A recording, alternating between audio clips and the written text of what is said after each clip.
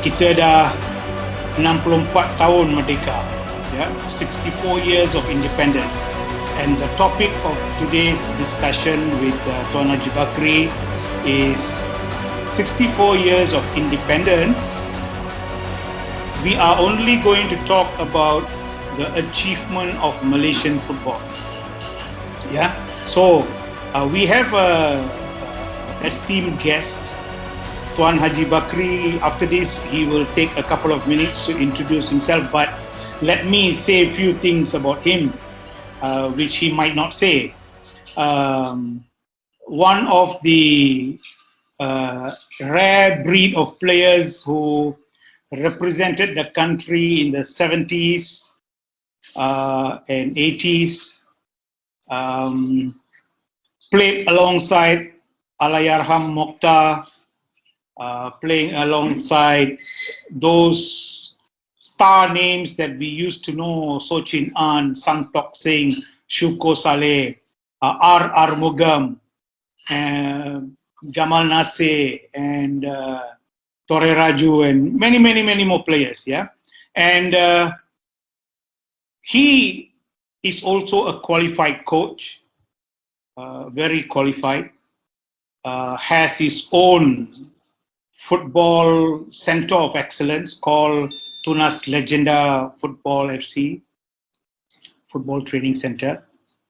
A very good critic of Malaysian football, and I should say, Tuan Haji Bakri and I go a long way together, and we do the critics, and many people in the football industry sometimes can't accept our criticism, but that's not going to stop us from talking about Malaysian football.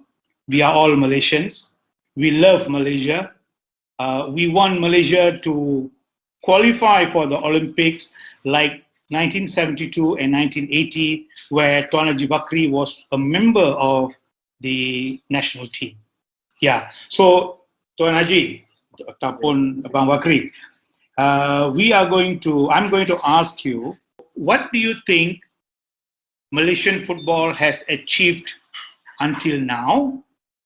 And the second part of the question I will ask you later, which will be, what are our challenges to your knowledge? Kepada pendapat abang, apakah kita telah capai setakat ni, dan apakah cabaran-cabaran yang akan kita hadapi pada masa akan datang? So can we start with just introduce yourself, things that I might not have said, please say something about yourself, and then go straight into the topic. Go ahead, Bang.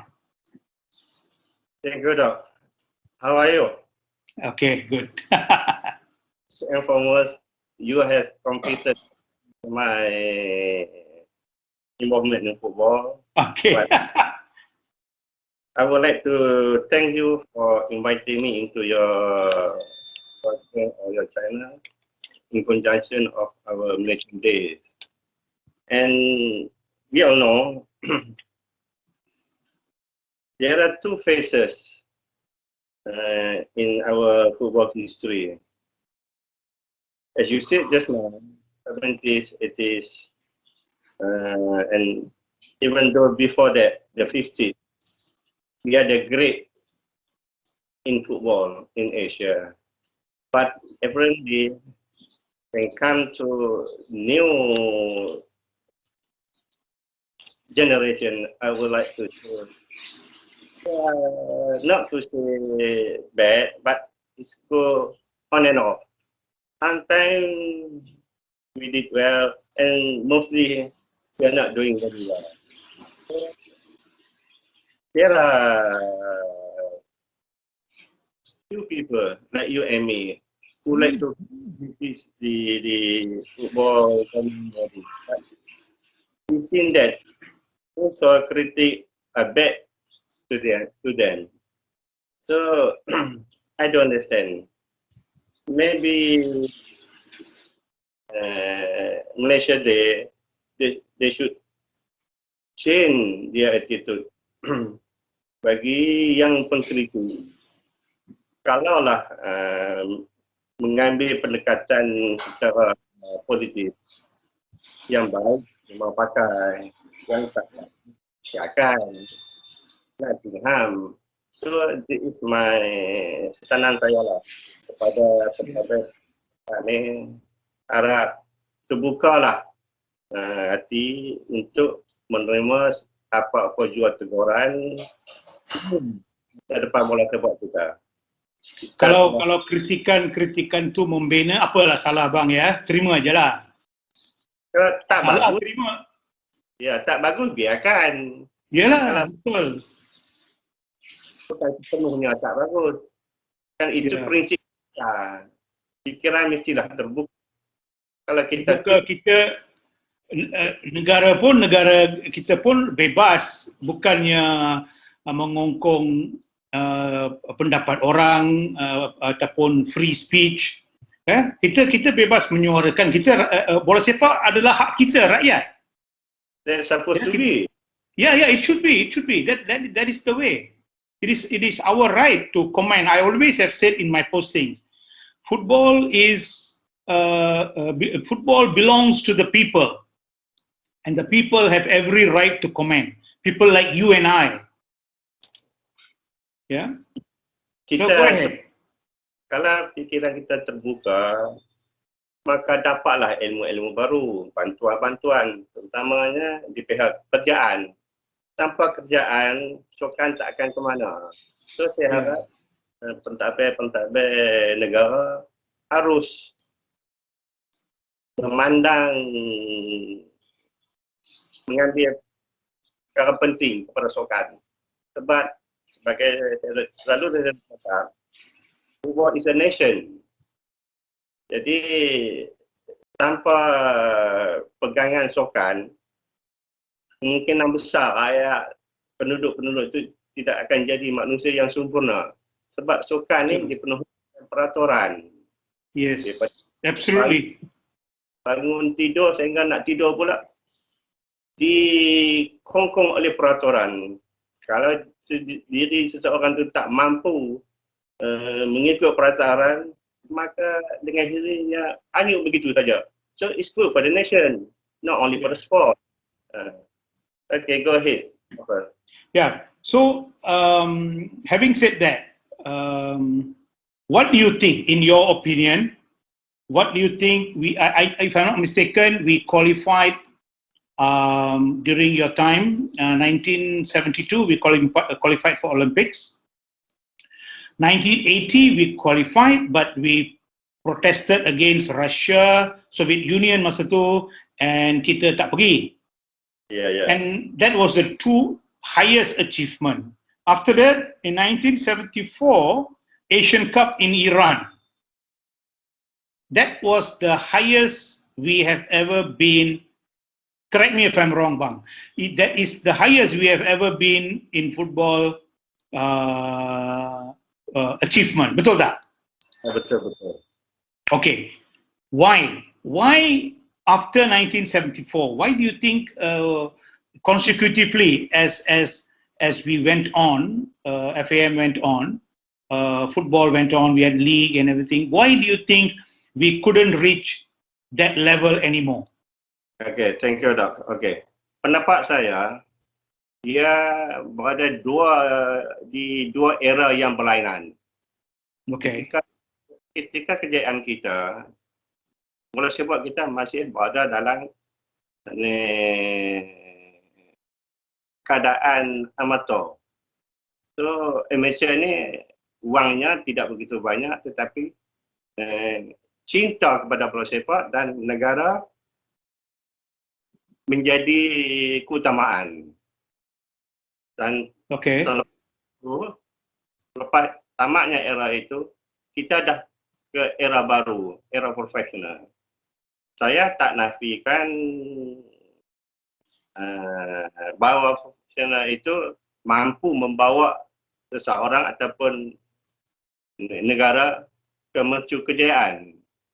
Karena masa dah berubah, pendekatan manusia telah berubah, keperluan wang itu menjadi perkara penting. So, tak ada masalah untuk kita berubah ke era profesional.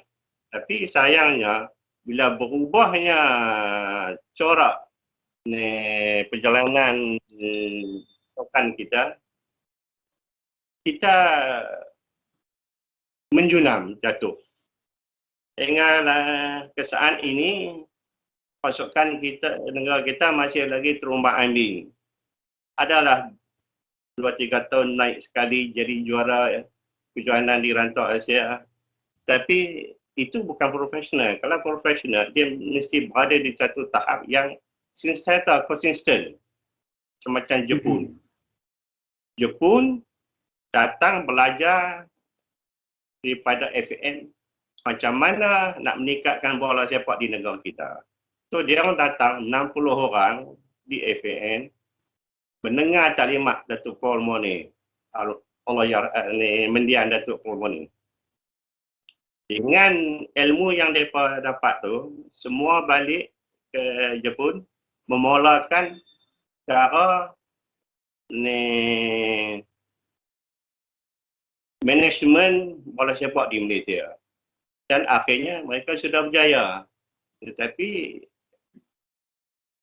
sayangnya kita masih lagi di tokok yang lama. Malah negara-negara di rantau Asia Tenggara pun sudah meningkat naik dan mengatasi kedudukan kita dalam FIFA ranking. So ini satu perkara yang harus kita dalami punca. Memang kita dua ni tahu puncanya. Banyak, bukan kita dua saja. Banyak orang tahu punca. Tapi kita tak berupaya memecahkan tembok. Tembok yang saya masukkan ini adalah tembok yang disusun rapi oleh pentadbir. So, saya serah kembali dengan tajuk itu, terbuka lagi ruang untuk kita bincang. Okay, jadi let me ask you this. Apakah langkah kita pergi ke profesional itu satu langkah yang tidak betul ataupun bagaimana? Kalau kita tidak ikut dunia luar menuju ke profesional, maka kita tinggal ke belakang. So, tindakan kita mencobori secara profesional itu adalah perkara yang tepat. Kalau tidak, okay, that means sama juga macam negara-negara di sekeliling kita, di mana seperti Vietnam, Indonesia, Thailand, semua dah masuk era profesional.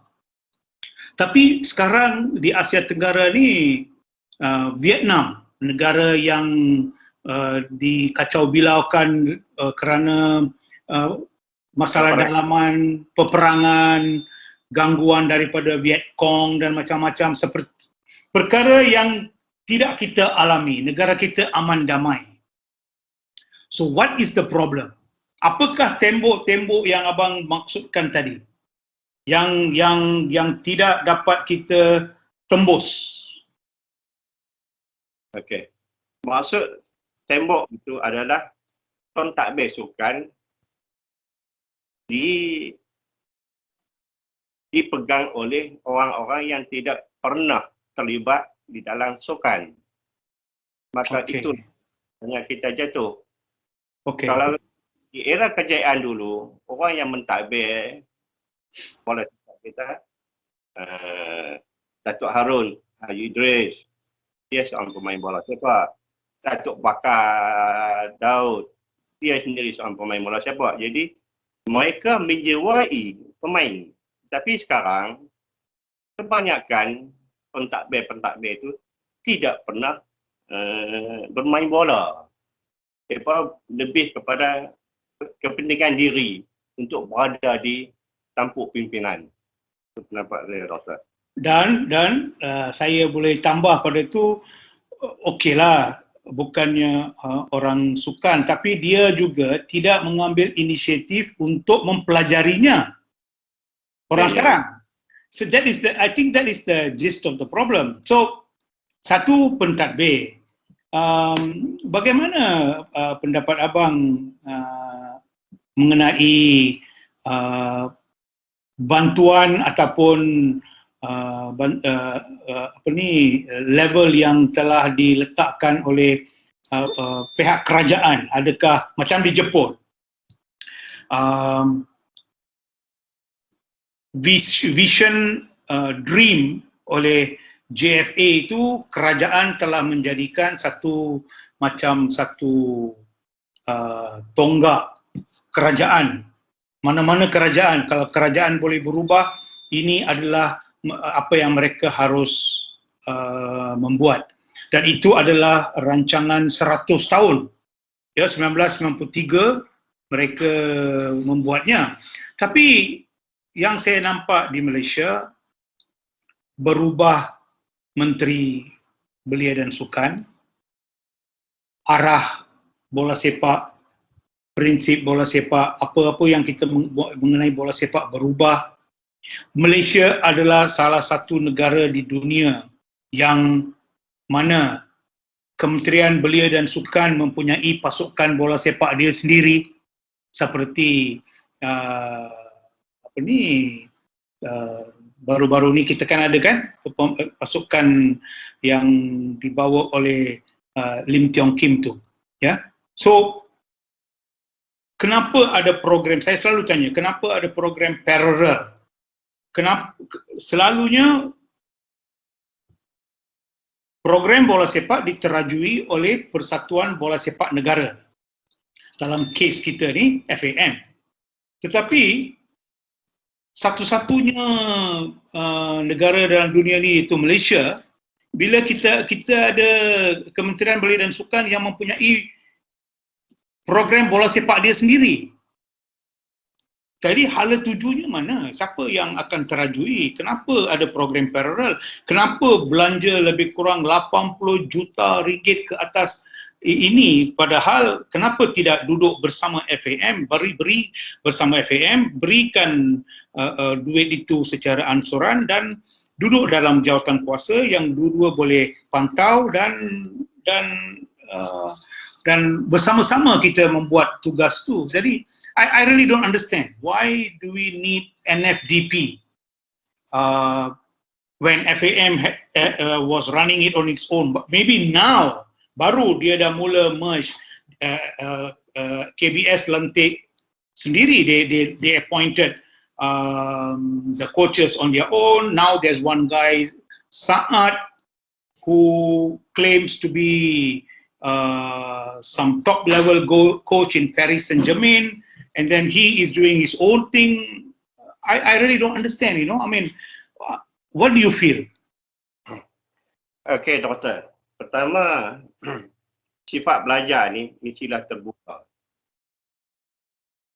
Seterusnya mestilah ikhlas dan berilmu.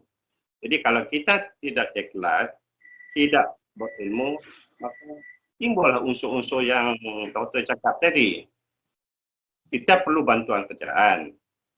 Serah kepada, selalunya bantuan kewangan. Serah kepada orang yang arif, iaitu Persatuan Bola Sepak Malaysia, untuk menguruskan. Tetapi mereka juga hendak bersama untuk mencari, membuat kerja-kerja untuk kepentingan diri sendiri. Inilah isu yang lalu timbul jual bidang di Malaysia. Pentadbir ini menyertai di dalam jabatan teknikal. Dalam sukan ada dua, satu administrator. Administrator buat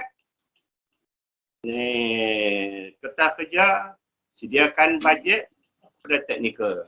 Okey, teknikal akan uruskan apa yang perlu mengikut yang diinginkan. Tapi sayangnya manusia ini bernafsu. Mereka juga nak mengawal bahagian teknikal. Sampai satu poin, mereka sendiri nak terlibat dalam coaching. Sedangkan mereka tak ada coaching knowledge. Inilah punca-punca badan sukan negara kita yang tidak mampu keluar daripada kepompong kejayaan. Sentiasa berada kawasan gagal. Apa Tuan bilang? Sebab tangan daripada pihak yang tidak arif. Inilah Okay, so daripada Okey, ini datang daripada personality manusia itu sendiri. Ini manusia ini dibimbing oleh siapa? Parent bimbing manusia, seseorang kanak-kanak itu di rumah saja. Tapi kanak-kanak itu lebih kurang dalam 30%, 40% duduk di rumah.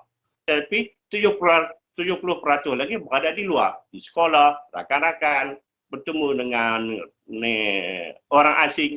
Jadi orang asing tu yang membimbing kita, membimbing seorang insan tu. Dan insan tu mengikut apa yang dah berlaku oleh pihak pimpinan negara. So, kenapa Bakri ini jadi begitu disiplin,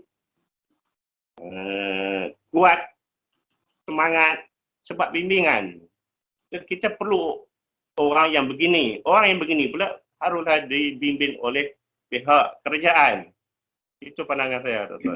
So that means kita boleh katalah bahawa kerajaan harus memainkan peranan mereka apa yang sepatutnya, kan? Okay, di samping kita membincang pasal kerajaan, saya terpanggil untuk membincang. Abang kata tadi sekolah. Saya mantan guru.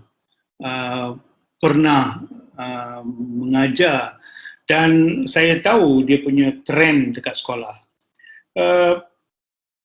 Pada pendapat saya, pemain-pemain bermula daripada sekolah. Ya, those days, my time, ya, when I was in school.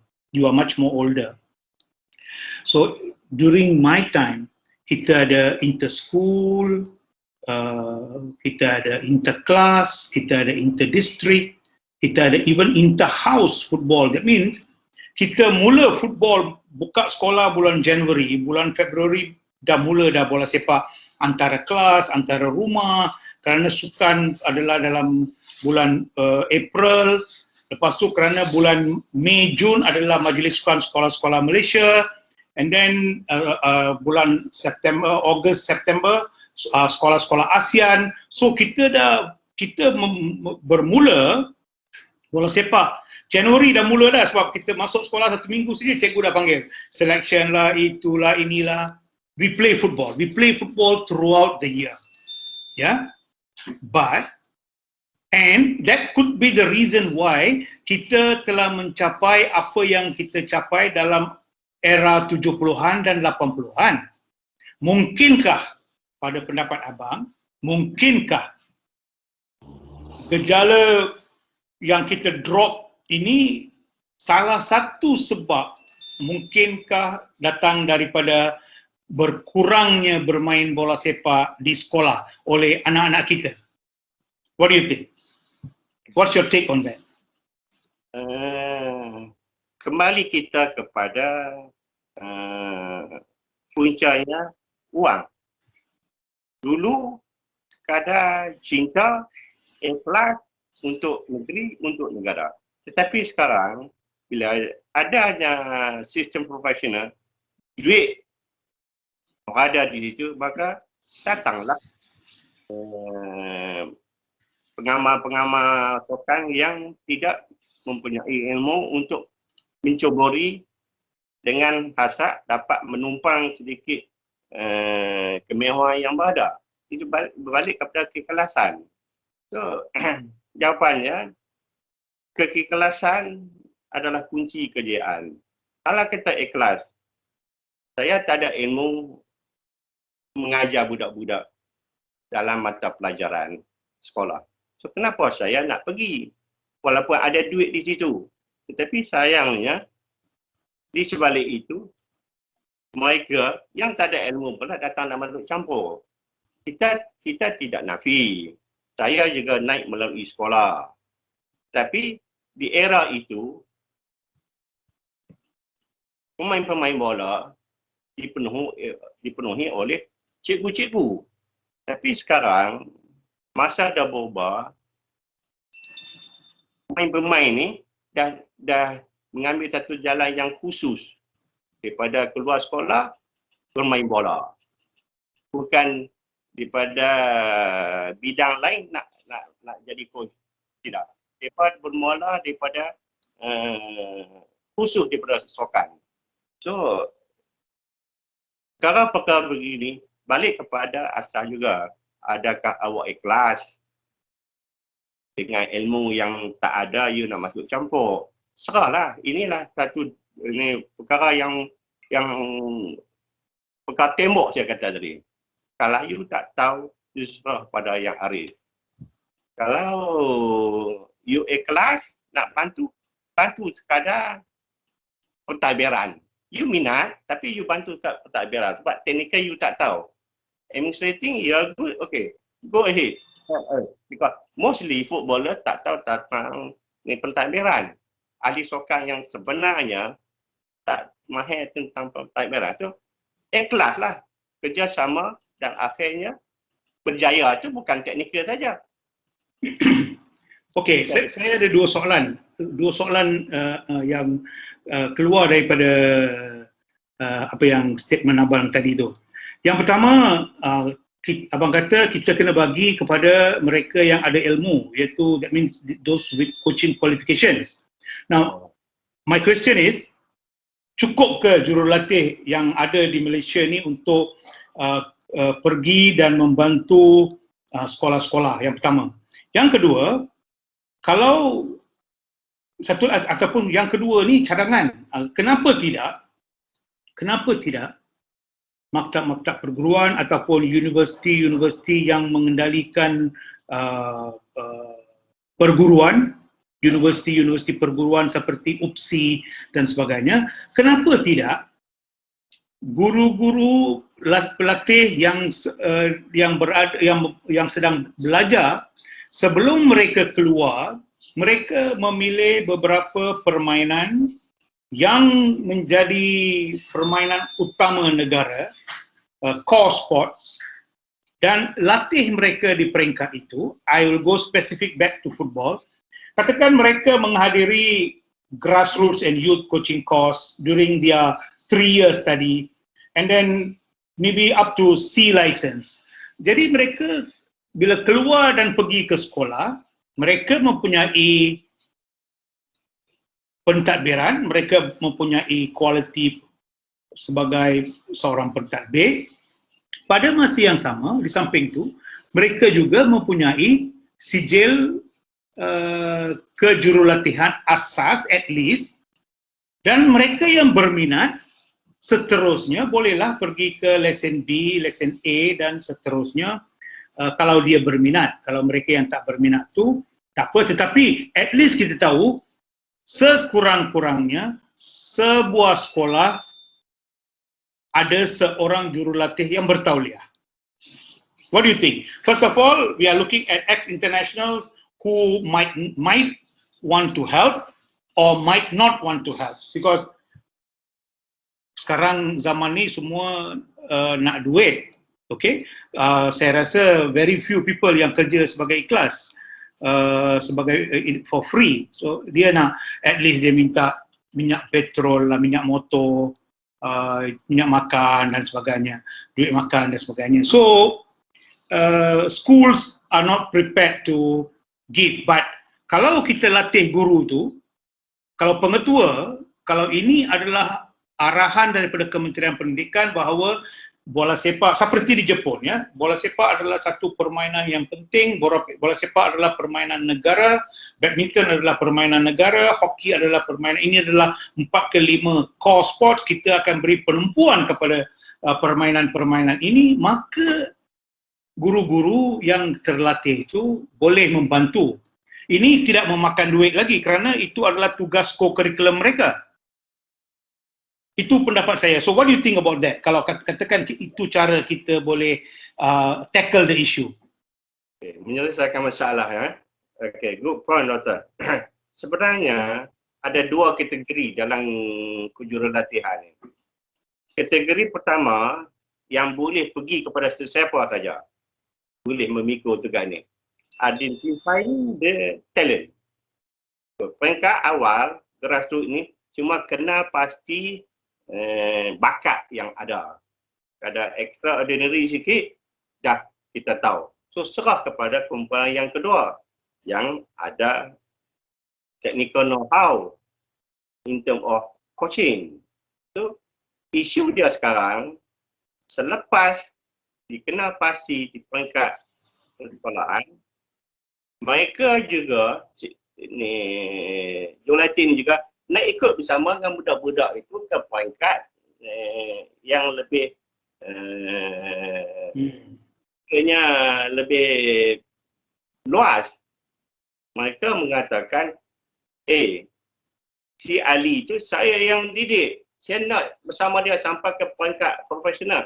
Tak boleh lah, sebab di peringkat ada orang lain yang lebih arif. So, balik ke kelas. Your job to just to identify the talent. They need to act state or act international to carry on their talent, to work as a team. You pakai tentang bakat seseorang, tetapi bila naik ke atas, you nak kena bermain bola ada 11 orang. As a team, to play as a team is not easy. So biarlah pada orang yang arif. Okay, Dok. Okay, so yes, I think I encountered that when I was teaching. Very true, 100%. You nailed it. Itulah masalah di peringkat sekolah. Ya, di peringkat sekolah, there are many talent yang cikgu kata, this is my boy, saya yang kena bawa. Tetapi dia tidak mempunyai kelulusan yang secukupnya untuk membawa budak itu daripada satu peringkat ke peringkat yang berikut. Agreed. So that is one issue, point taken, that is one issue that we need to solve. Second thing is, if you have noticed, sistem permainan yang terdapat di antara sekolah, which during my time, I'm comparing, and now, ada sekolah, ada daerah yang bermain kalah mati, ada daerah yang bermain liga. Kita dapati bahawa pencongkel-pencongkel bakat yang pergi daripada Persatuan Bola Sepak Negeri ataupun Persatuan Bola Sepak Malaysia ataupun Persatuan Bola Sepak daerah ke, kelab-kelab ke, scout yang pergi cari, kalau you main kalah mati, sistemnya harus berubah. Kalau you main kalah mati, pasukan itu mungkin mempunyai seorang bakal menjadi Syukur Saleh, bakal menjadi Bakri Ibni, bakal menjadi Sochin An ataupun Santokh Singh. Tetapi dia seorang tidak boleh menentukan result keputusan itu. Oleh kerana tim itu kalah mati, maka bakat ini pun terkubur begitu saja. So kita perlukan orang mereka, walaupun saya pernah menghadapi Kementerian Pendidikan, Kementerian Belia dan Sukan semasa saya bekerja di Persatuan Bola Sepak Malaysia, memang susah untuk menembus mereka. Dia tak lihat daripada sudut apa yang kita lihat. So, as you said, I'm going back to kerajaan. The government should be part of this agenda, and untuk menjadikan bola sepak sebagai satu permainan yang begitu berjaya di Malaysia, kita perlukan stakeholders. Stakeholder utama adalah kerajaan. Stakeholder yang utama satu lagi adalah Persatuan Bola Sepak Malaysia. Dan tak cukup itu, kita juga perlukan klub-klub FA turut bersama. Tapi sad to say, perkara ini tidak boleh dicapai kerana Kementerian Pendidikan bagi dia syarat, asalkan ada pertandingan berlaku dalam kalender bola sepak selesai. Bagaimana you buat bola sepak tu dia tak menghiraukan. So many talent kita telah hilang that way. Yeah. So do you agree with me that this has to change? Sistem pertandingan itu? Okay. So, ada dua poin yang saya tangkap daripada perbincangan doktor tadi. Pertama, playing hours at grassroots. Kita perlukan masa bermain yang banyak, yang lama untuk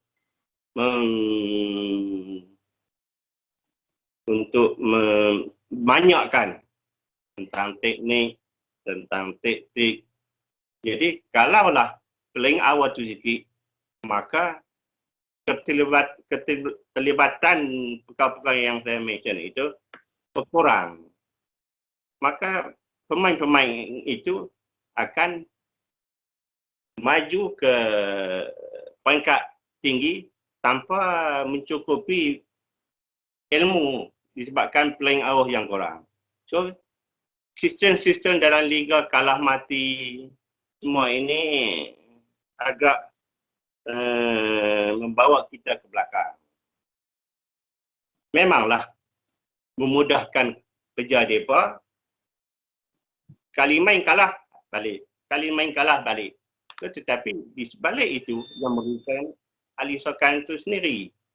Memudahkan pihak pengayuh dan merugikan pihak atlet itu sendiri. Okey, nak mengatasi masalah itu, kita pilih sebab tak semua dalam grassroots competition itu yang berjaya naik ke atas. Di antara itu ada sekelompok yang berbakat. Kita fokus benar itu ke peringkat seterusnya dan kita pun telah jalankan aktiviti-aktiviti itu. Kita mendahului negara-negara lain. Kita ada sekolah sukan daerah, negeri, negara. So, everything is in order. Dah siap, lengkap. Tapi kita masih gagal. So, jawapan dia, orang yang taking charge of coaching at the center are not well versed about football. I've been thinking, saya pernah berada dalam pelan pembangunan Balai Sport Negara tapi sekali 2 kali meeting saja. Saya terus masa saja. Pagi, cikgu naik motor, budak lari atas jalan raya.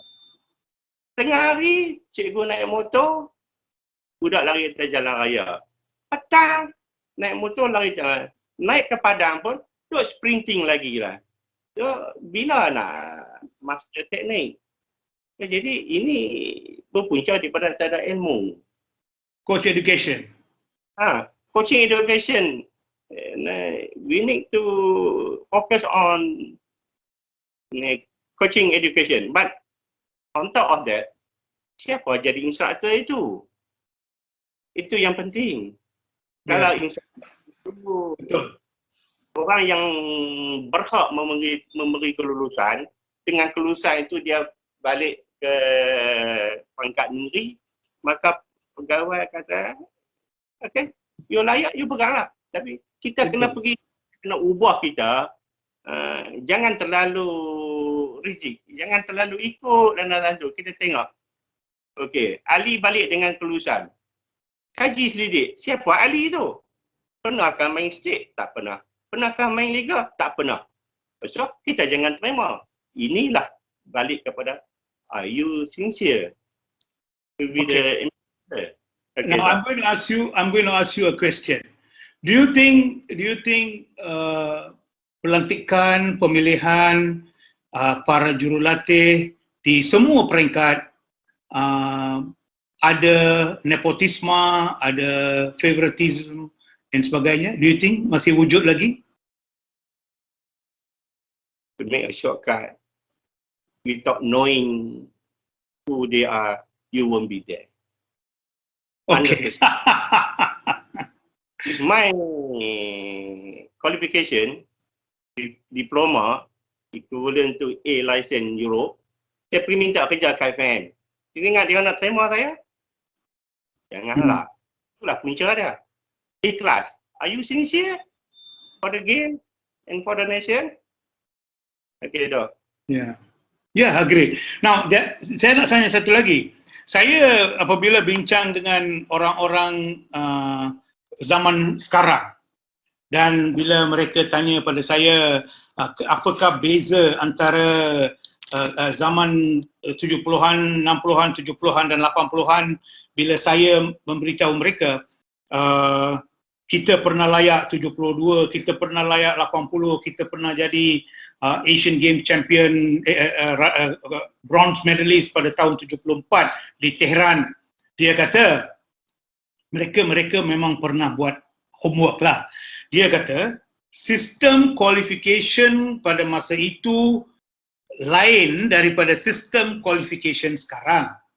Kalau sistem qualification yang AFC telah keluarkan sekarang ni dikenakan pada pasukan Malaysia pada tahun 1972 dan 1980, mungkin dia kata kita tidak boleh layak.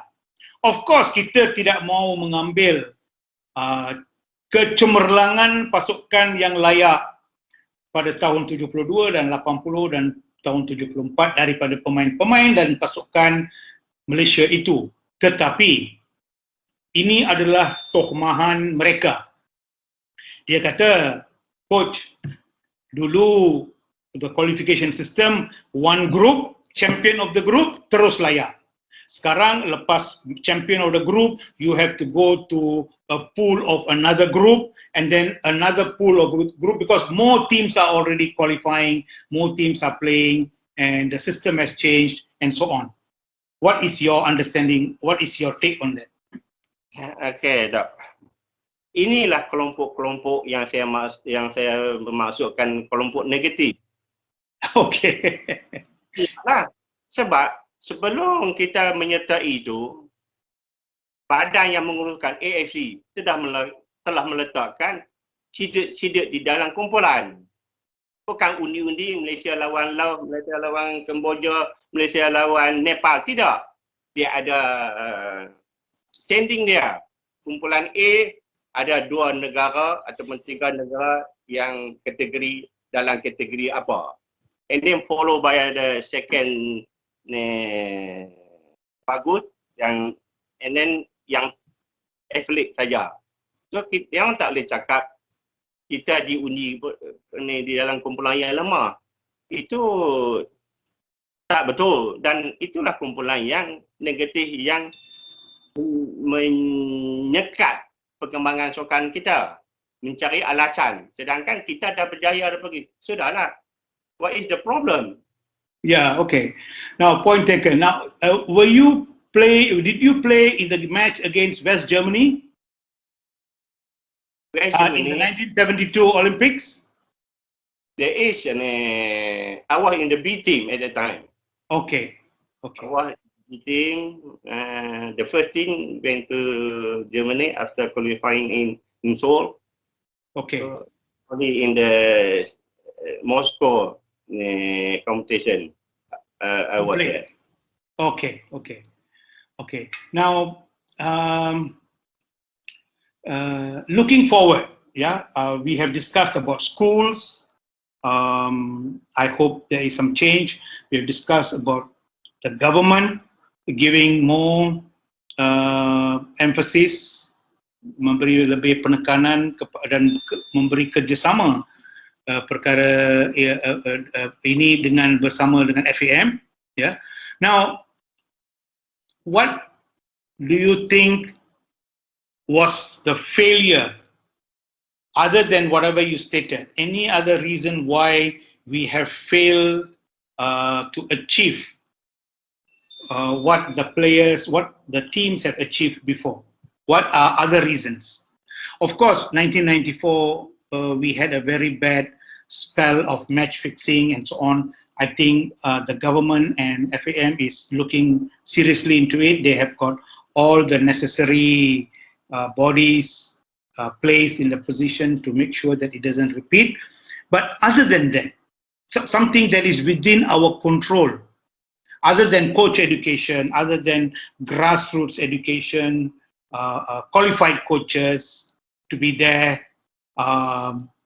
no nepotisme, tidak pilih kasih, tidak pandang pada warna kulit, tidak pandang pada you kawan saya ke tidak, tetapi hanya melihat kepada seseorang yang boleh bekerja, seseorang yang boleh memberi hikmat yang cemerlang, harus diadakan. What do you think? Merangkumi semua yang doktor cerita tu, dengan satu pendekatan saya menyuruh sempena Hari Merdeka, menyambut Hari Malaysia Semasa Merdeka ini, kita contohi para pentadbir negara kita, iaitu ahli politik. Ahli politik sekarang ini sudah menyedari bahawa pergi jalan sendiri tidak ke mana. Maka mereka dah bersepakatan duduk semeja menyelesaikan masalah negara.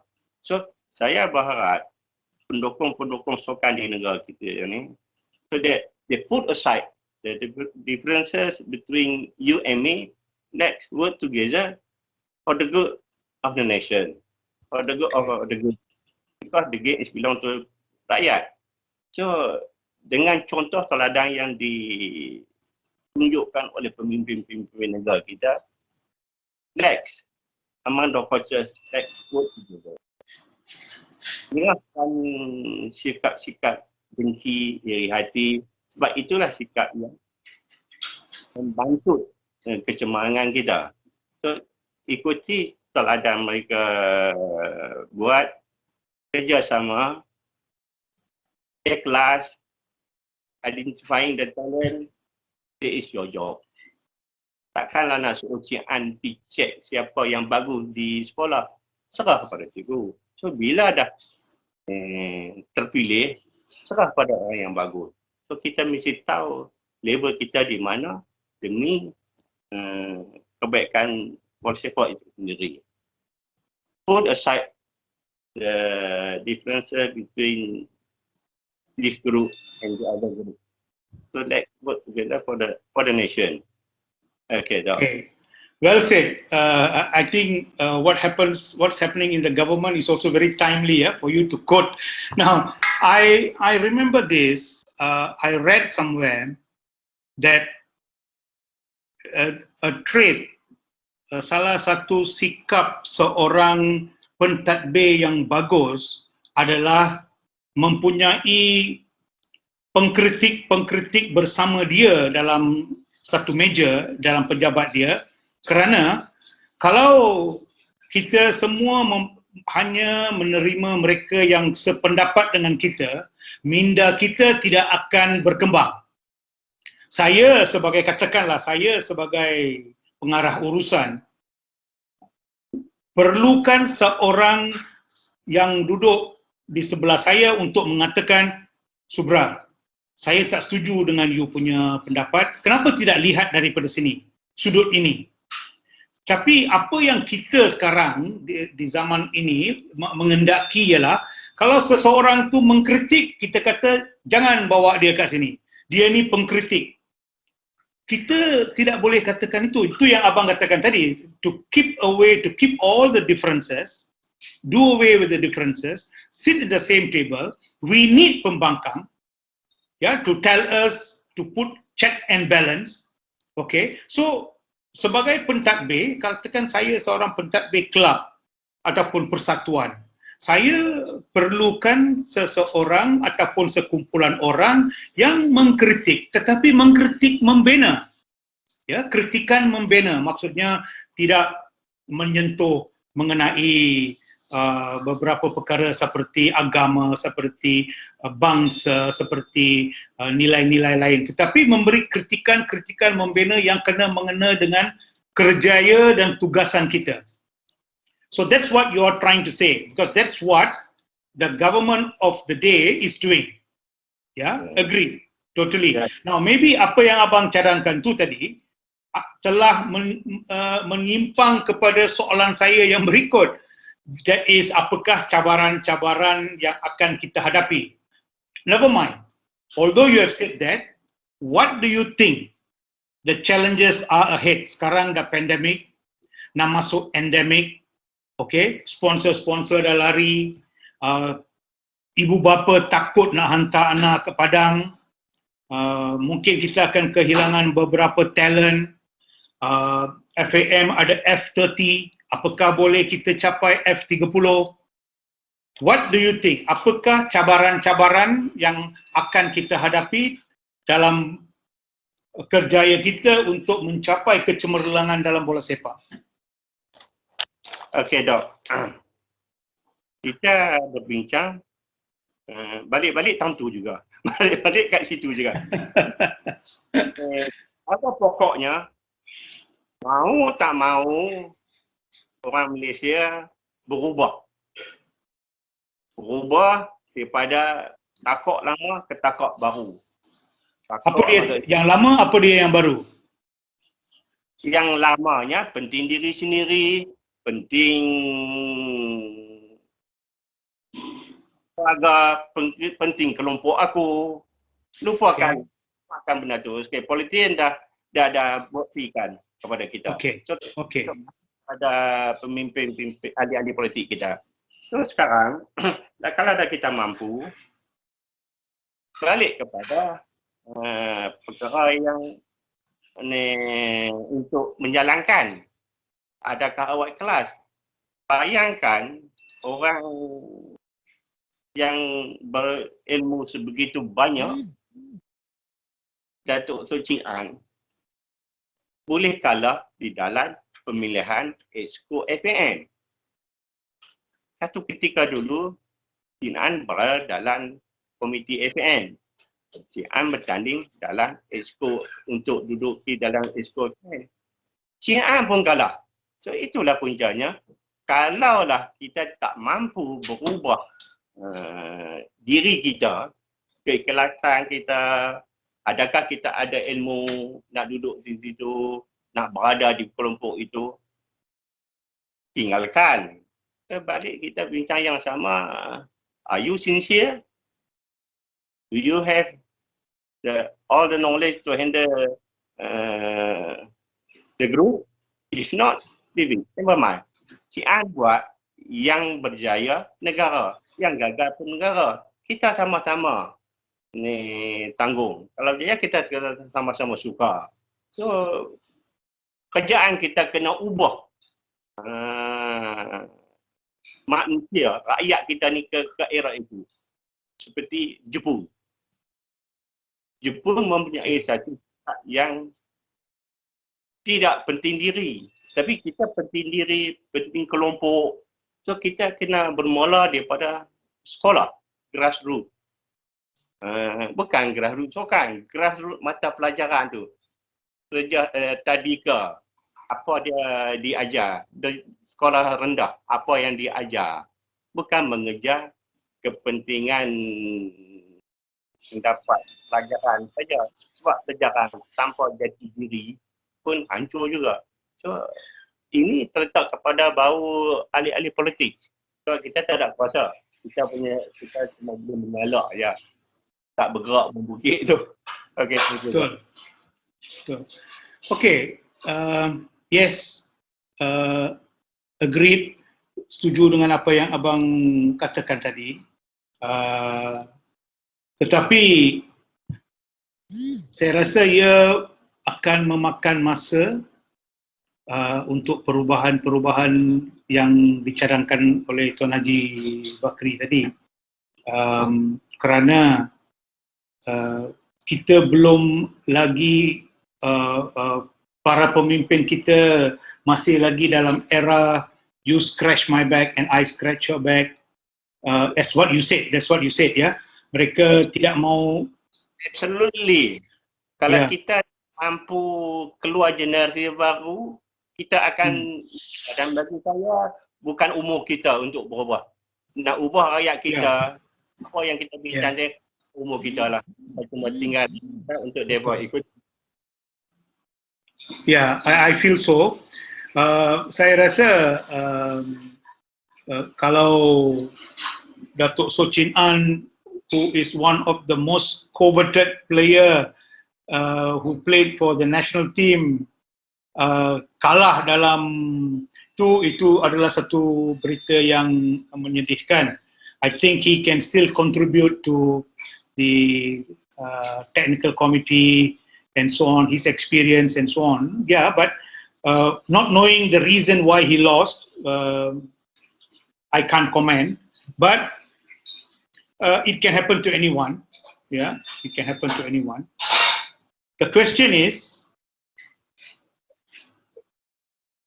how much are we going to change to have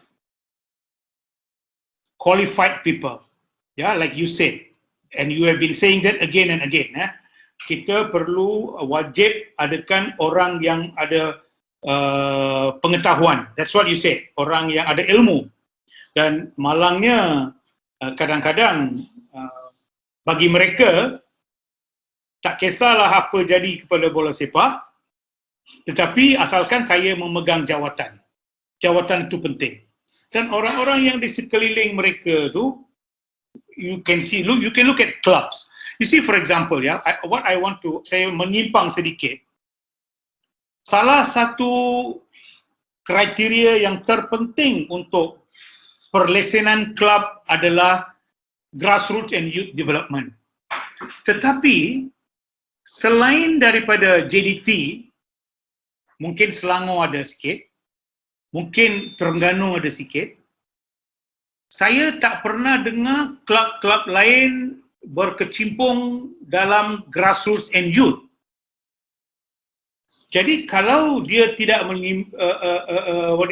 mempunyai program-program sebegini, masa depan kita, macam mana nak katakan masa depan cerah?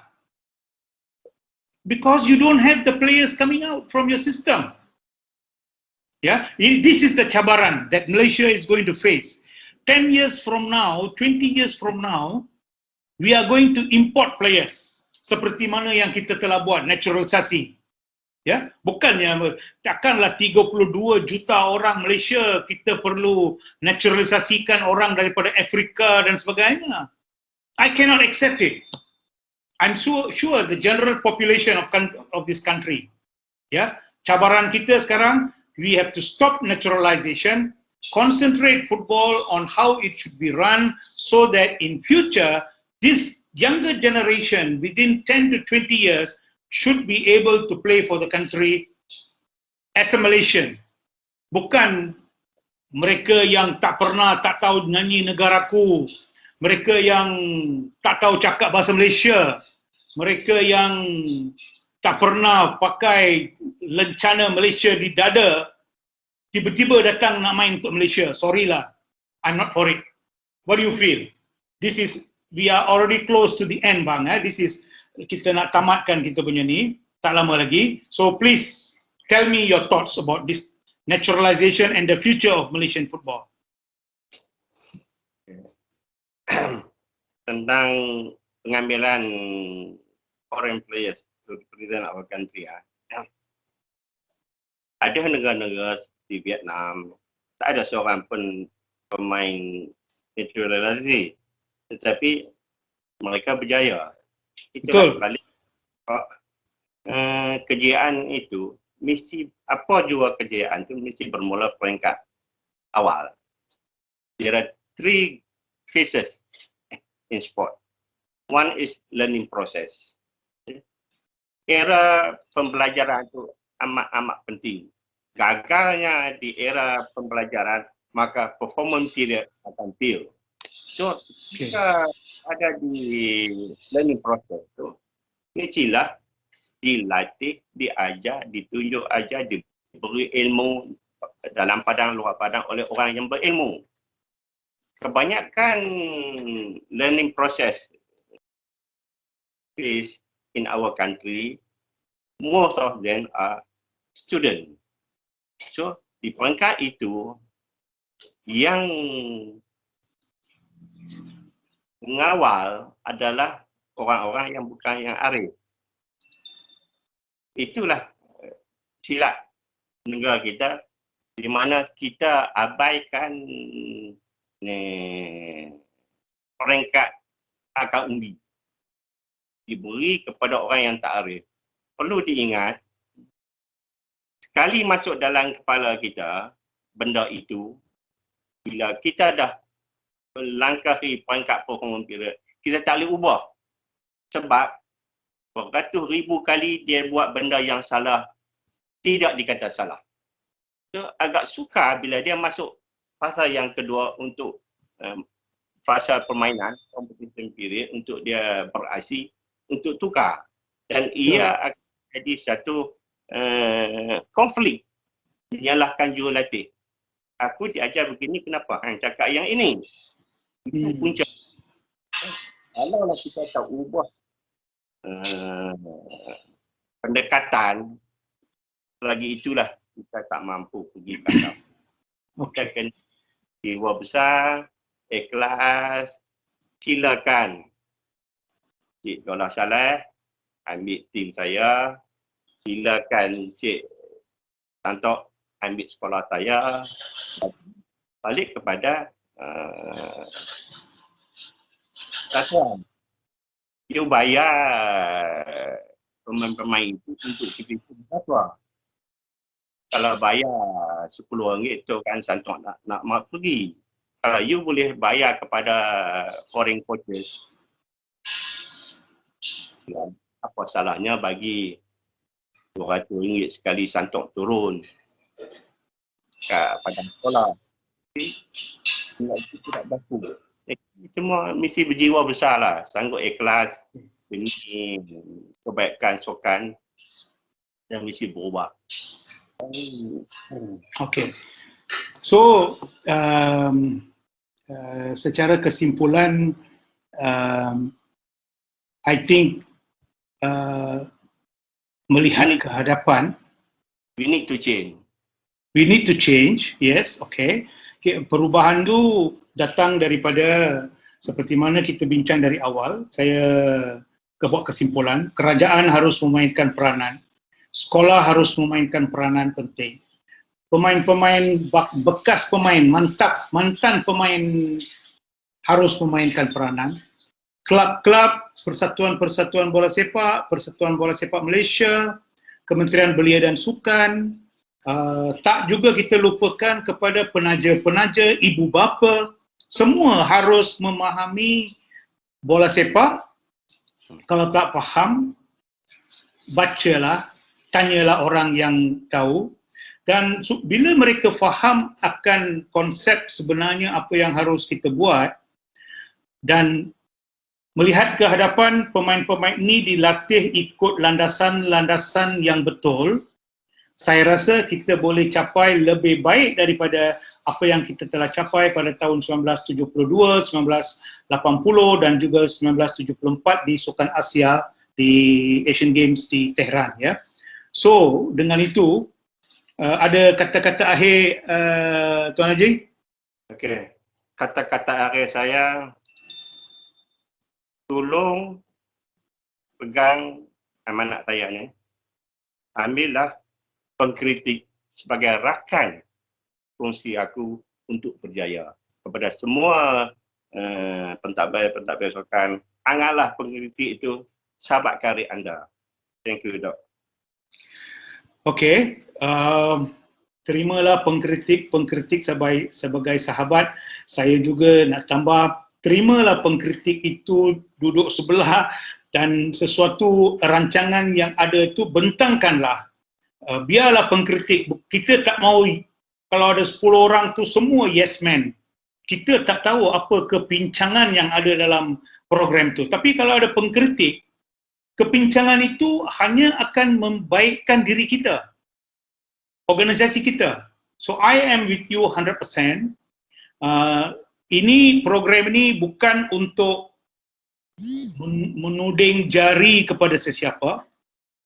Ini adalah kami berdua adalah pencinta bola sepak, sudah berkecimpung dalam bola sepak. Saya lebih kurang 35-40 tahun dan Tuan Haji I think 50 over years in football. So we are football lovers. kita sayangi Malaysia, kita mahu Malaysia berada di peringkat yang lebih tinggi. With that, saya mengambil kesempatan ini untuk mengucapkan ribuan terima kasih kepada Tuan Haji Bakri Ibni, Abang Bakri untuk saya. And semoga kita boleh berjumpa dalam satu interview yang perbincangan yang satu lagi dengan topik yang berlainan. Sehingga itu, terima kasih bang.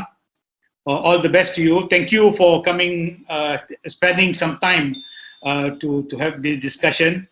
I appreciate, really appreciate, and we meet you soon. Yeah, I'll hope to meet you soon once the MCO is over. Terima kasih. Thank you.